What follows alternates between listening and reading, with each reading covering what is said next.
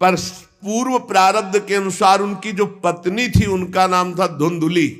पति का नाम आत्मदेव और पत्नी का नाम धुंधुली था। सुंदरी थी, कुलीन थी, पर लड़ाकू स्वभाव था, अपनी बात पे अड़ जाना। अब वो बड़े ज्ञानी थे, वेदज्ञ, वेद के ज्ञाता, इसलिए वो शांत रहते थे, लड़ाई घर में नहीं होती। वो लड़ने वाली ही बात करती थी, पर वो शांत रहते थे। जब घर में नहीं होती तो पड़ोसी से जाके भिड़ना, जरा जरा से कारण में। क्रूर स्वभाव, बकवादी स्वभाव, गृह कार्य में निपुण लेकिन कंजूस और झगड़ालू प्रारब्ध है।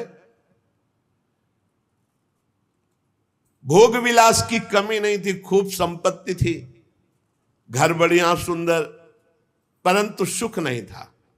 क्योंकि जब आत्मदेव घर में आते तो बस उपद्रव, लड़ाई झगड़ा, सब बड़ा नरक समझो। जिसकी घर में अशांति हो, झगड़ा होता, बड़ा नरक है। चैन से नमक रोटी खाए, प्यार से जीवे तो गृहस्थी धन्य। और खूब बढ़िया सब व्यवस्थाएं हैं, पर कलह, अशांति, मन नहीं मिल रहा एक दूसरे, ये बहुत धीरे धीरे अवस्था डल गई। कोई संतान ही नहीं हुई। बड़े बड़े पुण्य कर्म किए, खूब दान पुण्य किया, लेकिन संतान नहीं हुई।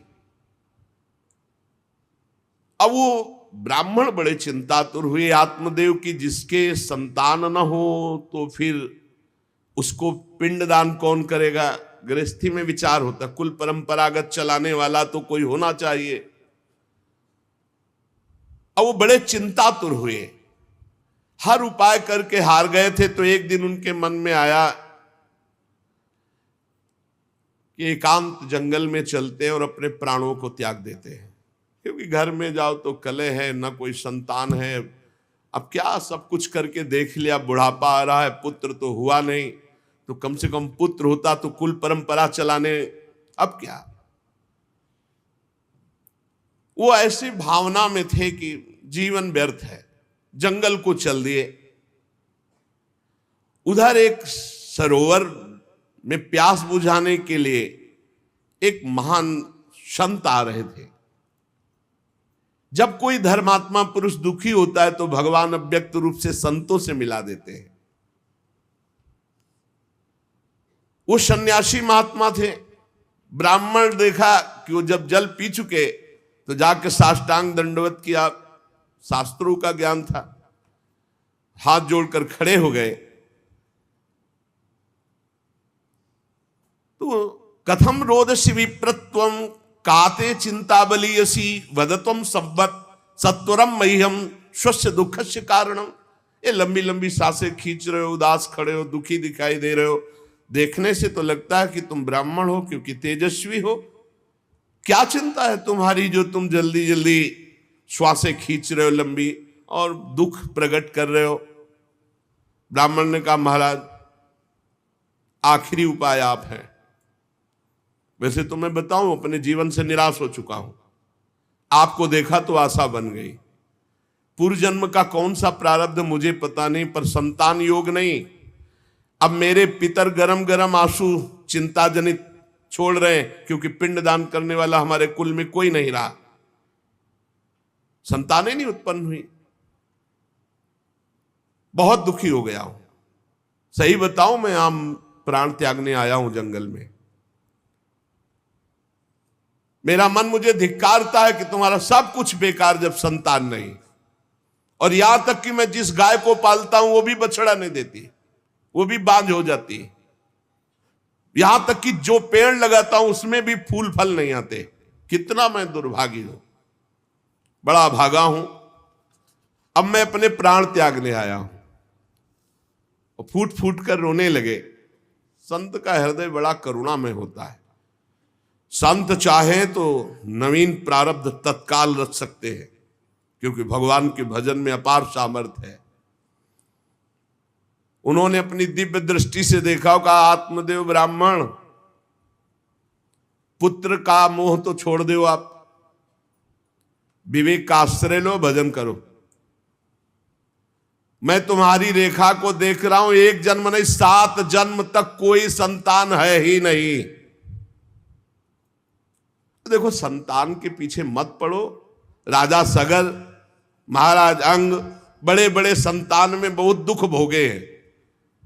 अब तुम भजन करो, जंगल में निकल आए, भजन करो, संतान की आशा छोड़ो। ब्राह्मण ने कहा कि मुझे उपदेश नहीं, ये उपदेश नहीं, सब पढ़ा हूं, मुझे पुत्र चाहिए, पुत्र दो, नहीं मैं आपके सामने अभी प्राण त्यागता हूं, मुझे पुत्र चाहिए। ब्राह्मण का ऐसा आग्रह देख करके सन्यासी जी ने कहा कि देखो, विधाता के लेख को कोई मिटा नहीं सकता, चित्रकेतु का चरित्र पढ़ के देख लेना। दैव जिसके उद्योग को कुचल देता है वो सफल नहीं होता। तुम्हें पुत्र सुख नहीं है। उन्होंने कहा फिर हम कह रहे हैं बस अब पुत्र का आशीर्वाद दे ही दो, नहीं तो प्राण त्याग देंगे आपके सामने। सन्यासी जी ने देखा है तुम मानने ही वाले नहीं, तो उन्होंने योग बल से एक फल प्रकट किया, तपोबल से, और कहा लो, योग तो नहीं तुम्हारे पुत्र का, पर मैं ये फल देता हूं, अपनी पत्नी को खिला देना, इससे बड़ा ज्ञानी महात्मा पुत्र पैदा होगा। तुम्हारी स्त्री 1 साल तक सत्य, शौच, दया, दान, ब्रह्मचर्य का पालन करे, एक टाइम अन्न खाए, तो और ये फल पाने के बाद 1 वर्ष के बाद ऐसा महापुरुष प्रकट होगा जो तुम्हारा कल्याण भी कर देगा, तुम्हारे पितरों का भी उद्धार कर देगा। वो योगीराज सन्यासी फल दिए। अब तो आत्मदेव बड़े प्रसन्न हुए क्योंकि कामना पूर्ण हो गई। फल लेकर आए, धुंधुली उनकी पत्नी थी जो लड़ाकू स्वभाव की, बड़ा क्रूर स्वभाव, दुष्ट स्वभाव, वैसे ही क्रूर स्वभाव था। आके कहा हो भाग्य, एक सन्यासी मिले, वो फल दिए, और उन्होंने नियम बताया है कि 1 साल तक सत्य बोलोगी, पवित्र रहोगी, दूसरों को दान करोगी, एक समय तुम अन्न खाओगी, और बहुत शुद्ध स्वभाव वाला महात्मा बालक पैदा होगा, ये फल खा लो। तो उन्होंने कहा कि फल तुरंत थोड़ी खाया जाता, नहा धो के बड़े पवित्रता से खाया जाता, लाओ और जाओ, आप निश्चिंत रहो। बोलने अगर हमारे सामने पाल, तुम्हें विश्वास नहीं, वो डरते भी थे, घर के बाहर हो गए। अब वो कुटिल स्वभाव की थी, क्रूर स्वभाव की। उन्होंने अपनी बहन को बुलाया और रो रो के कहने लगी कि बहन मुझे बड़ी चिंता हो गई, समस्या आ गई। क्या? बोले पंडित जी जो ये फल लाए हैं, फल से गर्भ रह जाएगा। पहले तो नियम बता गए हैं कि 1 साल तक झूठ नहीं बोलना, पवित्र रहना है, और दूसरों को दान देना, एक समय अन्न खाना है। अब हम तो बड़ी भयभीत हैं कि जब पेट में गर्भ बढ़ेगा तो भोजन कम हो जाएगा, पेट बढ़ेगा तो भोजन कम हो जाएगा। ये तो मैंने कर नहीं सकती क्योंकि 3 बार तो हमको अच्छा भोजन चाहिए, पंडित जी का 1 बार खाना, ये तो हो नहीं सकता। अच्छा, गर्भ बढ़ा, पेट बढ़ा, खाया पिया जाएगा नहीं, बहुत परेशानी उसमें लगेगी। और कहीं दैववश से अगर डाकू आ गए तो भाग भी नहीं पाऊंगी। चलो डाकू ना आए, कहीं आग लग गई घर में, तब तो हम जल के मरी जाएंगे क्योंकि गर्भ पेट में, ये तो हमसे नहीं। और फिर गर्भ निकलते समय सुना बहुत कष्ट होता है, ये सब हमसे नहीं होने वाला। देखो एक क्रूर स्वभाव की नकारात्मक सोच। और कहीं प्रसव काल में गर्भ टेढ़ा हो गया तो हम तो मरी जाएंगे, ये तो हमसे नहीं होगा। और अगर गर्भ हमारा बड़ा होने लगा और घर में ननद आ गई तो सब माल मता समेटती रहेगी, हम तो कुछ लड़ ही नहीं पाएंगे क्योंकि लड़ने लायक नहीं रहेंगी। ये सब विचार करके उसका, ये सब हमसे नहीं होने वाला। तो उनकी बहन ने कहा सोच क्यों करती हो? ठीक इसी समय हमें अनुभव हुआ है 2-4 दिन में, इसी महीने में, कि हमारे पेट में है, तुम हमारे पति को धन दे देना और गर्भवती का नाटक करो, और जब हमारे बच्चा होगा हम तुम्हारे यहाँ पहुंचा देंगे, और हम अपने यहाँ शोरगुल कर देंगे, बच्चा मर गया, कौन देखने आता है, और पति को पैसा दे देना। हाँ, ये तो बढ़िया बात रही, बढ़िया विधान बन गया, जैसे को तैसे मिले तो बढ़िया विधान बन गया। तू गर्भवती का नाटक कर आज से कि फल पा लिया और मैं गर्भवती हो गई, मैं अपने बालक को मरा घोषित कर दूंगी, और ये जो फल लाए हैं इसकी परीक्षा के लिए जो गऊ है उसको पवा दो। जैसा उनकी बहन ने कहा था वैसे धुंधुली ने सब कर दिया। देख लो, कहा था स्वामी जी ने तुम्हारे 7 जन्म बालक नहीं, तो देखो बुद्धि कैसी खराब हुई, गाय को पवा दिया। अब जब उसकी बहन के पुत्र हुआ तब तक वो कपड़ा वपड़ा पेट में लगा के नाटक करती रही होगी कि हमारे गर्भ है। फिर एकदम घोषणा कर दी जब वो पुत्र रातों रात पहुंच गया कि हमारे संतान हो गई। उसके पिता को अच्छा धन दे दिया, वो धुंधुली को ला करके बहन का बेटा दे दिया। आत्मदेव तो बहुत आनंद हो गए, जानी न जाए नारी गति भाई, उनको क्या पता कि घर में क्या रहस्य हुआ। वो तो बहुत सुखी हो गए कि संत भगवान के द्वारा दिए हुए फल से हमारे पुत्र हो गया। बड़ा आनंद, बड़ा उत्सव मनाया, बालक के जात कर्म संस्कार कराए, खूब दान पुण्य किया, मांगलिक कृत्य किए। धुंधुली ने अपने पति से कहा कि पता नहीं क्या कारण मेरे वक्षस्थल में दूध तो है नहीं, और अभी नया बालक है, बिना मां के दूध के जीवित नहीं रहेगा, तो हमारी बहन के बालक हुआ था पधार गया है, उसको बुला ले क्या? अरे उन्होंने कहा बिल्कुल बुलाओ, हम और पैसे देंगे, स्वागत करेंगे, हमारा बच्चा पुष्ट होना चाहिए। बहुत बुद्धि लगाते हैं क्रूर स्वभाव के लोग, कैसा एकदम फिट कर लिया विधान। अब उसको बुला लिया बालक का पालन पोषण करने के लिए पैसे के बाद, और वो असली मां तो वही है ही है। पुत्र की रक्षा के लिए जो जो कहा आत्मदेव ने वो सब स्वीकार कर लिया। 3 महीने इस बालक के व्यतीत होने के बाद, उन्होंने कहा था 1 साल बाद होगा, 3 महीने व्यतीत होने के बाद गौ के बच्चा हुआ मनुष्याकार, केवल कान गौ के, पूरा मनुष्याकार, सर्वांग सुंदर, दिव्य तेजों में स्वर्ण की सी कांति, क्योंकि वो योगी के तप का। ब्राह्मण देवता नाच पड़े कि भगवान जब दिए तो कितना आनंद, घर में भी बच्चा और गौ के भी बच्चा ही हुआ। खूब संस्कार करके मंगल दान, बड़े प्रसन्न हैं। सब लोग कहते हैं आत्मदेव का देखो कैसा भाग्य बदला कि घर में भी पुत्र हुआ, गौ के भी पुत्र हुआ, बछड़ा नहीं, केवल कान भर। कैसे आश्चर्य की बात, दिव्य बालक उत्पन्न हुआ। पर इस गुप्त रहस्य का किसी को पता नहीं। आत्मदेव ने देखा कि बालक पूरा मनुष्याकार, केवल कान, गाय के तो नाम रखा गोकर्ण।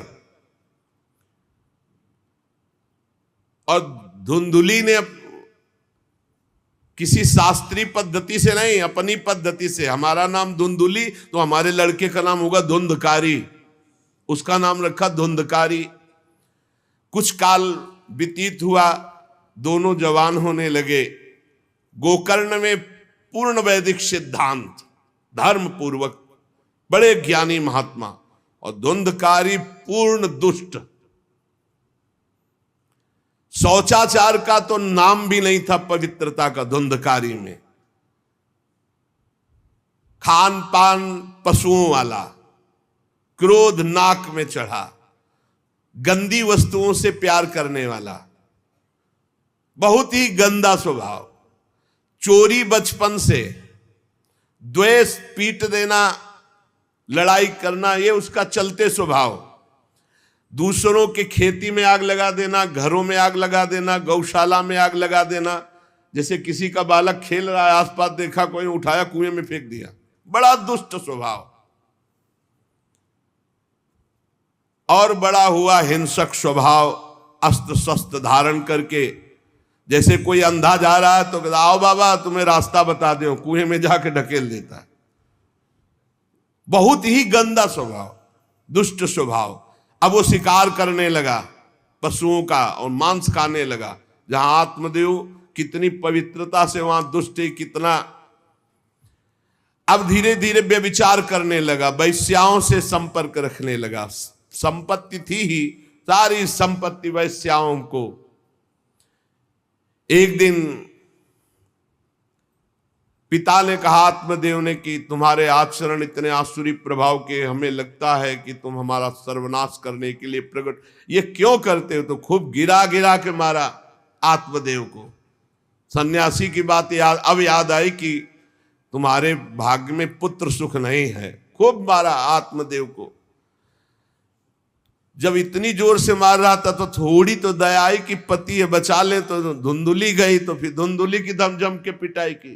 अब वो तो राक्षसी स्वभाव, और घर के जितने जेवर बर्तन सब उठा के बेच दिए, वैश्यागामी हो। अब जब सारी संपत्ति स्वाहा, खाने को भी नहीं, तो धुंधुली बैठ के रोती। रोना इससे तो अच्छा कि मैं बांझ रह जाती। दुष्टता की ना, पति ने जब तुम्हें एक दिव्य फल दिया था, खाना चाहिए था। मैं कहां जाऊं, कौन मेरा सहयोग करे? बड़ी विपत्ति, बड़ा दुख, न खाने को न पीने को। अतरे दिन पिटाई करता धुंधकारी, आत्मदेव की भी और धुंधुली की भी। पिता बैठ के रो रहे थे। मैं सन्यासी की बात मान जाता तो गोकर्ण जी आए और उन्होंने कहा, पिताजी आप जैसे विद्वान पुरुष को ऐसा शोक करना उचित नहीं। तुम शास्त्र के ज्ञाता हो, तुम्हें चाहिए कि संसार की असारता का तो थोड़ा विचार करना हो। ये दुख रूपी मोह में फंसकर आप एक अज्ञानी पुरुष की तरह रो रहे हो, पिट रहे हो। पिताजी क्या शास्त्रों में नहीं पढ़ा, पुत्र किसका, धन किसका, पत्नी किसकी, शरीर किसका? ये मोह के कारण अज्ञानी जन रात दिन दीपक की तरह जल रहे। पिताजी ना सुख इंद्र को है, न चक्रवर्ती राजा को है। सुख है तो एकांत में भगवान का भजन करने वाले को है। ये देखो गोकर्ण, ये मुंचा ज्ञानम प्रजारूपम मोह तो नरके गति। ये नरक जाने वाली बात, पुत्र के मोह में फंस करके आप छोड़ो इसे, आपका शरीर नष्ट हो जाएगा। इसलिए मेरी प्रार्थना मानो, आज से निकलो घर से और वन में जाओ, भगवान का चिंतन करते हुए जीवन व्यतीत करो। गोकर्ण जी के वचन सुनकर आत्मदेव वन में जाने के लिए तैयार हो गए। उनका बेटा आज तक तो कभी वन में तपस्या भजन किया नहीं, बड़ा शरीर से राग है, क्या करूं, कैसे भगवत प्राप्ति करूं?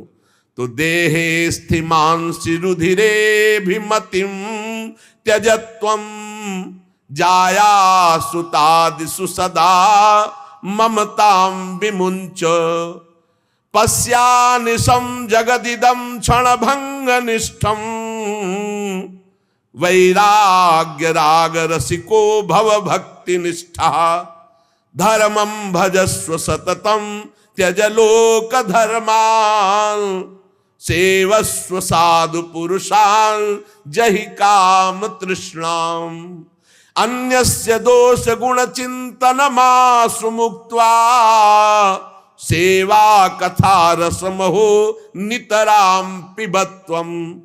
संत समागम कभी व्यर्थ नहीं होता। देखो संत समागम का फल है गोकर्ण जी। गोकर्ण जी ने कहा, पिताजी जिस शरीर को आप मैं मान रहे हो, आप मैं नहीं हो। ये शरीर हड्डी मांस रुधिर का पिंड है, इसे आप मैं मानना छोड़ दें। आपकी स्त्री, आपका पुत्र, ये कभी आप मत माने। ये आपके नहीं थे, न पहले और न बाद में, बीच में भास रहे कि आपके हैं। ये संसार रात दिन नाश को प्राप्त हो रहा है, क्षण भंगुर है। किसी भी कोई वस्तु में ममता मत करो, यहां कुछ स्थायी नहीं है, सब नष्ट होने वाला है। बस एकमात्र वैराग्य रस के रसिक होकर भगवान की भक्ति में लग जाओ। कैसे भक्ति करे? धर्मम भजस्व सततम, सदैव धर्म का भजन करो। कौन सा धर्म? बोले त्यज लोक धर्मान, लोक धर्म का त्याग करके भागवत धर्म का आश्रय लो। भागवत धर्म का आश्रय कैसे प्राप्त होगा? बोले सेवस्व साधु पुरुषान, सदैव संत पुरुषों का संग करो, उनकी सेवा करो। उनके संग से, उनके वचनों से, उनकी कृपा से तुम्हारे हृदय में भागवत धर्म का परिचय जागृत हो जाएगा। तुम महाभागवत हो जाओगे। पर संतों का सेवन करने के लिए जो सबसे बड़ा दोष है, काम और तृष्णा, ये नई संतों के पास टिकने देती। इसलिए जही काम तृष्णाम, कामना और भोगे हुए भोगों को जो भोगने की इच्छा, तृष्णा, इनका त्याग करके संत संग करो। और जब संत संग होने लगे तो सावधान हो जाओ, अन्यस्य दोष गुण चिंतन मासु मुक्त्वा, दूसरे के गुण दोषों का चिंतन न करके श्री भगवान का चिंतन करे, भगवान की सेवा करे, भगवान की कथा लीला सुने, तो उसको नित्य भगवत धाम की प्राप्ति हो जाती। हे पिताजी, शरीर से मैंपन छोड़ दीजिए और शरीर संबंधियों से मेरापन छोड़ दीजिए और भागवत धर्म का आश्रय लेकर संत समागम कीजिए। सदैव संतों की सेवा, भगवत सेवा, नाम जप, लीला कथा श्रवण गायन, इसी से भगवत प्राप्ति हो जाएगी। बस उसी समय गोकर्ण को मन से प्रणाम करके कि भगवान गुरु रूप से इसी रूप में आकर मुझे उपदेश दे रहे हैं, उसी समय आत्मदेव जी ने तो घर छोड़ दिया और वन की यात्रा की। 60 वर्ष की आयु हो चुकी थी, पर ज्ञान था शास्त्रों का। बड़ी निष्ठा से अपनी बुद्धि को समेटा संसार से और रात दिन भगवान के चिंतन में लगा दिया। भगवान के चिंतन और भागवत के 10वें स्कंद का रोज पाठ पूरा, जो भागवत का 10वां स्कंद श्री कृष्ण लीला चरित्र से भरा हुआ है, पूरा पाठ और निरंतर नाम जप, इसके प्रभाव से श्री कृष्ण चंद्र की प्राप्ति हुई, गोकर्ण जी के उपदेश से आत्मदेव की। अब जब पिता बन को चले गए तो और छूट, वैसे मानता तो था ही नहीं पर और छूट हो गई। अब धुंधकारी ने उठाई लाठी डंडा, जो धुंधुली की डट के पिटाई की और कहा बता धन कहाँ है। अब जितना धन था तो सब ले गए। फिर जलती हुई लकड़ी लुकाठी, उससे बता धन कहाँ है। किसी तरह छूट पाई तो भागते हुए जाकर कुएं में गिरकर अपने शरीर को नष्ट कर दिया कि रोज की पिटाई से अच्छा एक बार दुर्गति को प्राप्त हुई। धुंधुली दुर्गति को प्राप्त हुई, पति आत्मदेव श्री कृष्ण चंद्र को प्राप्त हुई। योगनिष्ठ गोकर्ण जी ने जब देखा कि धुंधकारी का आतंक बढ़ रहा है तो उन्होंने छोड़ दिया। जो ज्ञानी पुरुष होते प्रपंच नहीं स्वीकार करते, उनको कोई सुख दुख इससे नहीं, उदासीन भाव से तीर्थ यात्रा को निकल गए। धुंधकारी ने 5 वैश्याओं को अपने संग में रखा, सब नौजवान वैश्याएं। अब उनके लिए पशुओं का मांस चोरी करके उनकी मनोकामनाएं पूरी करना। बुद्धि भ्रष्ट थी, आचरण भ्रष्ट थे, क्रूर कर्मा। एक दिन उन वैश्याओं ने कहा कि हमको तो हार नहीं पहनाया आज तक, कामना होती है। अब 5 को हार लाने के लिए तो बहुत रुपया चाहिए। मौत की भी उसको कोई भय नहीं रह गई थी। वो जिसको देखता काट करके जो मिलता धन एकत्रित करके 5 के लिए सुंदर आभूषण हार। अब हिंसा में उतरा जो, तो उसके लिए क्या। स्त्रियों ने सोचा कि नित्य नवीन चोरी करता है, आज हमने हार के लिए कहा तो 5 के लिए व्यवस्था कर दिया। पकड़ा जाएगा, जब ये पकड़ा जाएगा तो राजा इसे फांसी देंगे तो हमको भी 5 को फांसी मिलेगी। मरना तो है ही है ना इसे। 5 ने विचार किया मरना तो है ही, राजा फांसी देगा तो हम ही फांसी दे देती तो कम से कम हम तो बच जाएंगे। बुरे कर्म का बुरा ही परिणाम होता है, कुछ भी कोई कर ले। धुंधुली कुएं में शरीर त्याग करके दुर्गति को प्राप्त हुई। ये जब जिन वैश्याओं के लिए प्राणों की बाजी लगा करके सब कुछ ला रहा, जानते उनका प्लान क्या बना कि ये चोरी करता है, पकड़ा जाएगा, फांसी की सजा होगी, मारा ही जाएगा। और जब ये पकड़ा जाएगा तो हम भी पकड़ी जाएंगी, तो फांसी की सजा इसको होगी तो वही हम दे देती हैं, तो हम तो बच जाएंगी और सारा धन लेके रात्रि में निकल लेंगी 5।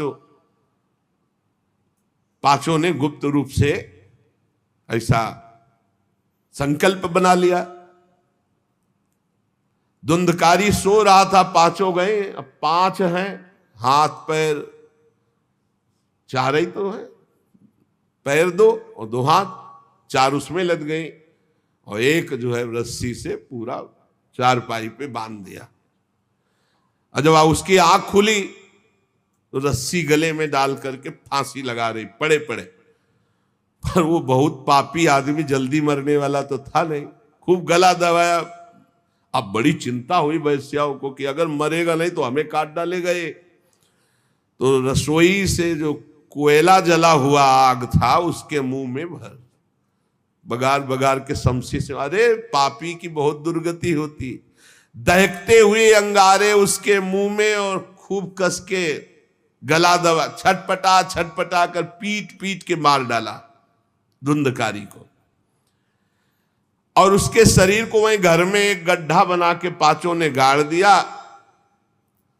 और वो सारा माल मत्ता पैसा सब कुछ उनको पता था। स्त्रीणाम नैतु विश्वासम दुष्टानाम कारेत बुधा विश्वासे यह स्थितो मूढ़ा सदुखई परिभूयते। शास्त्र कहता है जो व्यभिचारिणी दुष्ट स्वभाव वाली, जो केवल अर्थ पर दृष्टि रख करके धर्म का त्याग करने वाली है, स्त्रीणाम नैतु विश्वासम दुष्टानाम कारेत बुधा। ऐसे दुष्ट आचरण, चाहे स्त्री चाहे पुरुष, ऐसे दुष्ट आचरण वाले को कभी विश्वास में नहीं, विश्वास पात्र नहीं बनाना चाहिए। और दूसरी बात करें, विश्वासे या स्थितो मूढ़ा सा दुखा परिभूयते। जो विश्वास करेगा अंत में मारा जाएगा, पर विश्वास पक्का हो जाएगा। क्यों? सुधामयम बचो अमृतमय वचन, विश्वास हो जाएगा। सुधामयम बचो या साम कामिनाम रसवर्धनम। हृदय में काम रसवर्धन, हृदयम क्षुरधाराभाम प्रिय को नाम योषिताम। बहुत सावधान। उन दुष्ट स्त्रियों ने बहुत तरह से मार मार करके धुंधकारी, मुंह में अंगारा, गले में रस्सी, मार डंडों से मार मार के मार डाला। बहुत बुरी तरह मारा धुंधकारी को। अब जब दिन में निकलना चाह तो लोग, आज धुंधकारी नहीं देखा, बोले प्रीतम किसी कार्य से बाहर गए और असर लगाकर पांचों माल मत्ता लेके भाग गए। बहुत सावधान। संहृत्य वित्तम तायाता कुलटा बहुभर्तिका धुंधकारी बभूवाथ महान प्रेतः कुकर्मतः। जो कई पुरुषों से सहवास करती हैं या कई स्त्रियों से जो सहवास करता है, ऐसा अपवित्र हो जाता है कि उसके छूने मात्र से पुण्य नष्ट हो जाते हैं। फिर तो उनके संग से ही रह रहा था, उसे वैश्या उसे ही कहते हैं। उन वैश्याओं के संग से सारे सुकृत नष्ट हो चुके थे, महान पाप का स्वरूप हो गया था और वो सब भाग चुकी थी। तो धुंधकारी को भयंकर प्रेत योनि की प्राप्ति हुई। प्रेत योनि, भयंकर प्रेत योनि। अब वो बवंडर रूप, जो चक्रवात जैसे बवंडर देखते हो ना, वो रूप धारण करके दसों दिशाओं में भटकता। और प्रेत को स्वयं से पानी पीने के लिए कोई सुविधा नहीं। ऐसा नहीं नदी के किनारे रह रहा तो पानी पी लेगा, वो किसी को पकड़ेगा तब उसके द्वारा जो उसको पानी पिलाया जाएगा वो उसको मिलेगा। ऐसे पानी नहीं पी सकता, ना कुछ खा सकता है, ना कहीं विश्राम कर सकता है। वो बस हा दई चिल्लाता हुआ, रोता हुआ भटकता है। प्रेत योनि बड़ी भयानक होती है। जब तीर्थ यात्रा करके गोकर्ण जी लौटे तो सुना कि धुंधकारी का लापता और मार डाला गया। तब उन्होंने फिर गया गए और वहां पिंडदान किया धुंधकारी के लिए भी। बड़े महात्मा थे गोकर्ण। श्राद्ध किया और काफी तीर्थों में मंत्रानुष्ठान किया कि इसका कल्याण हो जाए।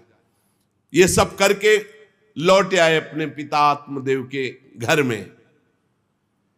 रात्रि में कोई देख ना पावे इसलिए सीधे अपने घर में गए और शयन किया। और वहीं गड़ा था धुंधकारी, प्रेत आत्मा बन के वो मड़रा रहा था। वही प्रेत आत्मा ऐसे को नहीं छूती जो भगवान का भजन करते। देखो अब जेवी धुंधकारी ने देखा कि गोकर्ण आए हैं तो उसको तसल्ली हुई कि महात्मा हमारा कल्याण कर देगा। वो प्रकट हुआ, भेड़ा बना।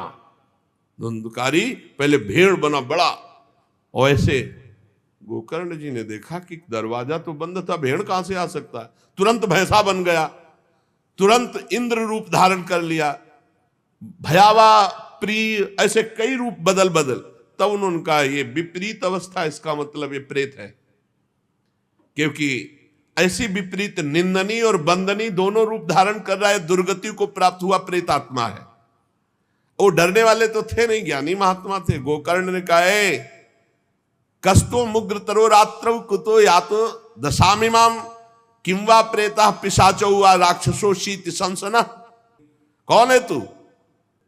प्रेत है, पिशाच है, राक्षस है, क्या है ये? क्या नाटक कर रहा है? कभी भेड़ बनता है, कभी भैंसा बनता है, कभी इंद्र बनता है, कभी ये रूप। कौन है तू? ये अधोगति को प्राप्त कैसे हुआ तू? गोकर्ण जी डरे नहीं। अगर सच्चा महात्मा न हो तब तो भयभीत हो जाए। गोकर्ण जी सच्चे महात्मा है। अब वो चिल्ला चिल्ला के केवल रो रहा, एक शब्द भी नहीं बोल पा रहा। तो गोकर्ण जी समझ गए अधिक पाप होने के कारण ये बोल नहीं सकता। तब अंजलि में जल लिया और कई मंत्रों का जाप किया और फिर उसके ऊपर फेंका। जे भी फेंका तब बोल पाया, भैया मैं आपका भाई धुंधकारी हूं, बचा लो, मेरी भारी दुर्गति हो गई।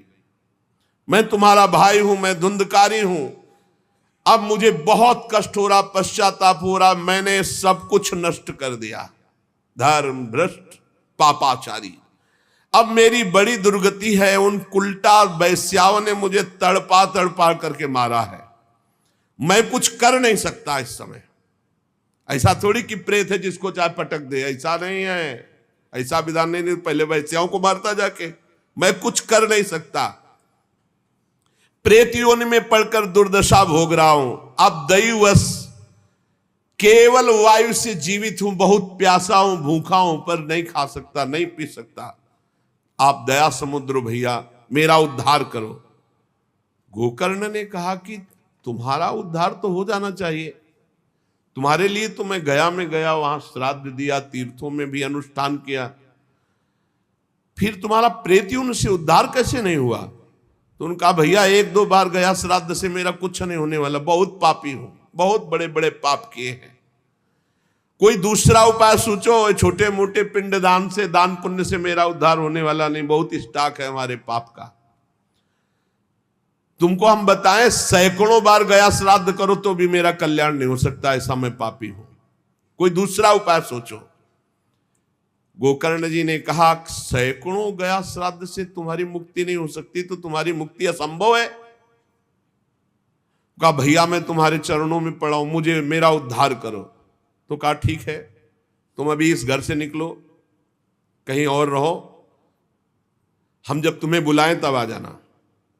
जाओ, हटाओ, हमारे इस घर से हटो। हटा दिया उनको।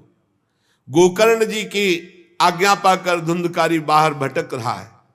रात भर विचार किया कि इसका कल्याण कैसे होगा, जब सैकड़ों गया श्राद्ध से कह रहा उद्धार नहीं होगा। अब जब प्रातः काल हुआ, दरवाजा खुला तो बहुत से विज्ञजन आकर के गोकर्ण जी से मिले। गोकर्ण ने सबसे सलाह की कि क्या हो सकता है, ऐसे ऐसे स्त्रियों ने उनको मारा और वो प्रेत योनि को प्राप्त हुए। जो लोग विद्वान थे, योगनिष्ठ थे, वेदज्ञ थे, उन्होंने कई शास्त्र पाठ आदि की बातें बताई, सबने, पर सही उत्तर नहीं मिला। गोकर्ण जी महान तपस्वी थे। गोकर्ण जी ने प्रातः काल स्नान करके अर्घ दे रहे थे, बोले औरों से क्या पूछना, सीधे सूर्य भगवान से पूछे। मंत्र का उच्चारण करते हुए सूर्य भगवान को स्थगित कर दिया, रोक दिया। बहुत बड़ी मंत्रों में तथा सर्वै सूर्य वाक्यम तन्मुक्तो स्थापितम परम गोकर्णा स्तंभनम चक्रे सूर्य वेगस्य वै, तथा सूर्य की गति को रोक दिया। और तुभ्यम नमो जगत साक्षिन ब्रूहि में मुक्ति हेतुकम। अब हम किससे पूछे, आप ही बताओ। हे जगत साक्षी भगवान सूर्य, धुंधकारी का उद्धार कैसे हो सकता है?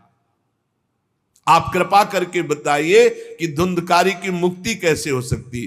गोकर्ण की प्रार्थना सुनकर भगवान सूर्यदेव ने कहा, श्रीमद् भागवत महापुराण नियम पूर्वक सुनाओ, निश्चित उसकी मुक्ति हो जाएगी। सप्ताह पारायण 7 दिन में पूरी भागवत श्लोक सहित। सूर्य भगवान की आज्ञा सबने सुनी, गोकर्ण जी ने भी सुनी। बहुत सरल उपाय। गोकर्ण जी ने निश्चय किया, मैं स्वयं सुनाऊंगा और उसका उद्धार करूंगा। अब तो कथा का समय निश्चित किया। बहुत से लोग कथा सुनने के लिए वहां पहुंचे।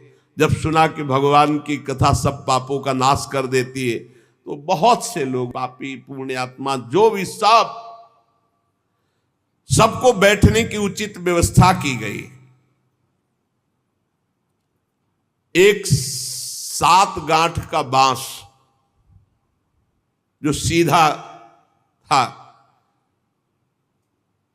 आवाहन किया धुंधकारी का और कहा, इस पे बैठ जा, तू भी कथा सुन। तो सीधे 7 गांठ के बांस पर धुंधकारी जाकर के बैठ गया, छिद्र में वायु रूप होकर, क्योंकि बाहर कहीं स्थित नहीं रह सकता, चलायमान तो बैठना है। गोकर्ण जी ने एक वैष्णव को मुख्य श्रोता बनाया और प्रथम स्कंद से स्पष्ट स्वर में कथा सुनानी प्रारंभ की, श्लोक और अर्थ। सायंकाल को विश्राम दिया तो एक बड़ी विचित्र बात हुई। सभासदों के देखते देखते एक बांस में तड़ तड़ की आवाज हुई, एक गांठ फट गई। दूसरे दिन कथा हुई, दूसरी गांठ, तीसरे दिन तीसरी गांठ, 7 दिनों में 7 गांठें फाड़ करके धुंधकारी परम पवित्र दिव्य रूप, भगवत पार्षद रूप धारण करके प्रकट हो गया। धुंधकारी का श्याम वर्ण पीतांबर धारण के, तुलसी की माला, सिर पर मनोहर मुकुट, कानों में कमनी कुंडल, सामने आकर गोकर्ण को प्रणाम किया और कहा, भाई अब मैं भगवत पार्षद बन गया, प्रेत योनि से मुक्त। 7 दिन में भयंकर पापात्मा धुंधकारी श्री भगवान की चर्चा सुनने के कारण भगवत स्वरूप हो गया। ओहो, कितना प्रेत पीड़ा मैं सह रहा था, एकमात्र श्री कृष्णचंद्र जी की लीला कथा सुनने मात्र से मैं भगवत स्वरूप हो गया हूं। भैया, मैं कैसे आपका उपकार करूं? मैं निंदनीय से निंदनीय पाप कर्म करने वाला कैसा उज्जवल स्वरूप प्राप्त कर लिया। भला मोह पूर्वक लालन पालन करने वाले शरीर को जो हष्ट पुष्ट करते हैं, उन्होंने भगवान का नाम जप नहीं किया, चर्चा नहीं सुनी, तो जीवन किस काम का? इसके पोषण के लिए पाप कर्म कर रहे हो और वृद्धावस्था आने वाली परिणाम में दुख, रोगों का दुख, भोगों की कामना का दुख, क्या क्या दुख, इसकी क्या गति होगी? गाड़ दिया जाएगा या जला दिया जाएगा। ऐसे मनुष्य शरीर को प्राप्त करके भगवत प्राप्ति नहीं की तो जीवन व्यर्थ चला गया। अरे जो अन्न प्रातः काल पकाया जाता है, दूसरे दिन सड़ जाता है, उसी अन्न से इस शरीर का पोषण होता है, 6 घंटे में मल बना के निकाल देता है। ये शरीर कहीं अविनाशी है क्या? नाशवान शरीर है। जो लोग भगवान की कथा से वंचित है, भगवान का नाम जप नहीं करते, वो बुदबुदे जीवों में मच्छरों के समान जीवन उनका है। जन्मे मरे किस काम के? भला देखो, जिस बांस में मैं बैठा था तो बांस की गांठ फट गई, क्या भगवान की कथा सुनने पर चित्त की गांठ नहीं नष्ट हो जाएगी? जड़ चेतन की ग्रंथ। इसलिए धन्य है वो जो भगवान की कथा सुनने में अपना समय व्यतीत करते हैं। धुंधकारी ऐसी बातें कह रहा था, सबने देखा जय घोष करते हुए नमो नमः नमो नमः, और एक दिव्य विमान आया। भगवान वैकुंठ नाथ के पार्षद मंडलाकार तेजो में विमान, और सबके देखते देखते कहा, धुंधकारी आओ, और वो दिव्य पार्षद रूप विमान पे चढ़ा जब विमान पे चढ़ के जाने लगा तो गोकर्ण जी ने रोक दिया, रुको, ये क्या? कथा तो शास्त्रों लोगों ने सुनी, तो आपको शास्त्रों विमान लाना चाहिए और सबको बैठाल कर ले जाना चाहिए, क्योंकि हमारे सुनाने में कोई भेद नहीं था और ये सुन भी सब ध्यान से रहे थे। तो भगवत पार्षदों ने कहा आपके सुनाने में कोई भेद नहीं था, पर सुनने में भेद हो गया है, श्रवण भेद हो गया। ये उपवास करके बिना कुछ खाए पिए रात दिन कथा का ही चिंतन करता रहा, मनन करता रहा, इसके कारण इनको भगवत पार्षद रूप मिला और जा रहे। और ये कथा सुना भर है, मनन नहीं किया, मनन विषयों का हुआ, इसलिए ये विमान पे नहीं। ये निराहार रहकर 7 दिन में चर्चा सुनता और रात भर उसी का चिंतन करता, उसके प्रभाव से परम पद का अधिकारी हुआ। इसलिए जो मननहीन है, जिनको गुरुवचनों पर विश्वास नहीं है, जो कथा में चित्त की एकाग्रता नहीं है, वो फल भेद हो गया, वो भगवान के दिव्य धाम में एक बार में नहीं जा सकते। गोकर्ण जी आपको तो लेने के लिए स्वयं गोलोक बिहारी आएंगे, यूं कह करके विमान अंतर्ध्यान हो गया, अर्थात चले गए। गोकर्ण जी ने समस्त श्रोताओं से कहा बिना तुम्हें विमान में बैठा ले मुझे चैन नहीं। सावन के महीना में हम फिर अनुष्ठान करेंगे, सब लोग कथा सुनो और सच्चे नियम से रहो, उसका मनन करो। ऐसा ही किया, सब लोग उपवास करके अल्पाहार करके कथा सुने, और जे ही 7 दिन में कथा की समाप्ति हुई तो भगवान के बहुत से पार्षद विमान लेकर आए और जितने कथा सुनने वाले थे सबको परम धाम ले गए। और भगवान ने गोकर्ण जी को स्वयं गोलोक बिहारी हृदय से लगाया, जे भी हृदय से लगाते हुए गोकर्ण भगवत स्वरूप हो गए। वही किरीट श्यामवर पीतांबर धारण किए हुए, कुंडल आदि से विभूषित।